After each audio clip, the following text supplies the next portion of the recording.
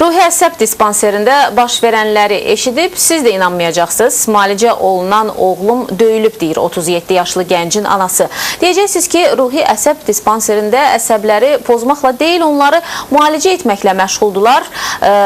Bəli, elədir ki var, amma nə yazıq ki, ananın dedikləri də öz əksini tapıb və hətta bu məsələdə əli olanlar cəzalanıb da. Əməkdaşımız Natiq Nailəoğlunun materialını izləyək. O mənim canımdır, ürəyimdir. Biziz mən yemərəm, ona gətirərəm, inan gətirərəm. Biziz mən üçün atasız getirdi, yazıqdır. Onu necə əli gəlib oruçluqda onu döyüm, mən bilmirəm, valla.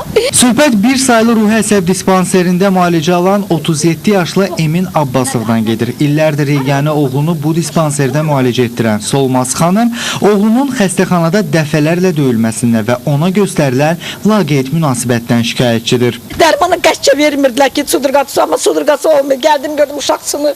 Travmatologiya özüm gəzdirmişəm, özüm pullar tökmüşəm, uşağımı bax gəzdirmişəm, görürsünüz.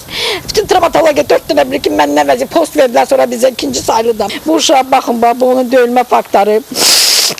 Təzəlikcə bu deyildi ki, Solmaz Abbasova deyir ki, oğlunun müalicə aldığı şöbədə rəhbər vəzifəsində çalışan Gülzar adlı həkim bütün hadisələri ört-bastır etməklə məşğuldur.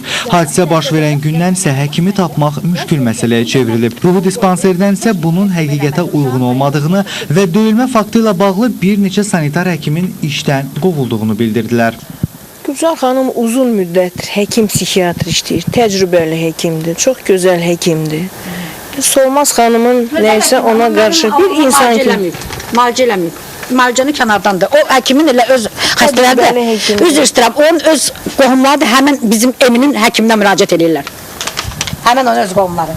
Aydın, əgər bu fakt varsa, sanitarlar əgər cəzalandırılırsa və ya da döyən adam cəzalandırılırsa, bəs şöbə müdürü nəyə görə bu baxımdan tədbirlər görünür? Bu Gülzar xanımdan yəqin ki birinci dəfədir şikayət belə.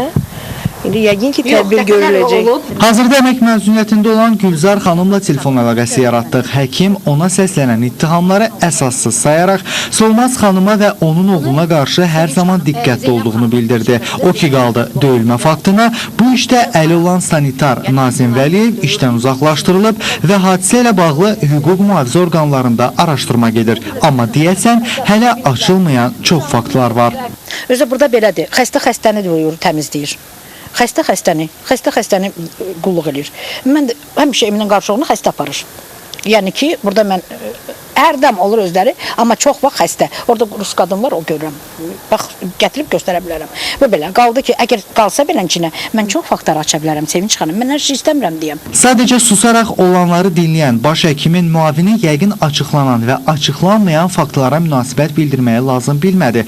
Biz isə döyülən Eminin müalicə aldığı yerin faktiki vəziyyəti ilə tanış olmaq üçün şöbəyə yollandıq. Elektrik lampası belə olmayan otaqda tək qalan Eminin yeməyi də elə bu şüşəsiz pəncərədən verilir. Gün ərzində bir neçə saat şöbədə sərbəst buraxılır. Bundan başqa Emin yaşıdları ilə deyil, özündən yaşca dəfələrlə böyük olan ruhi xəstələrlə eyni şöbədə saxlanılır. Xəstəxananın baş həkiminin müavini olan Sevinç Hüseynova isə xəstələrin, xüsusən də Eminin döyülməsi fikirlərini qəbul etmir və bunu belə izah eləyir.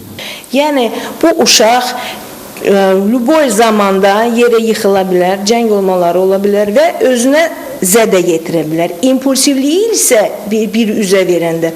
İmpulsiv xəstədir, şöbədədir. Emindən başqa şöbədə müxtəlif xəstələr var. Gəlib kimisə vuranda tibbi işçi onları sakitləşdirib yerbəyer eləməlidir.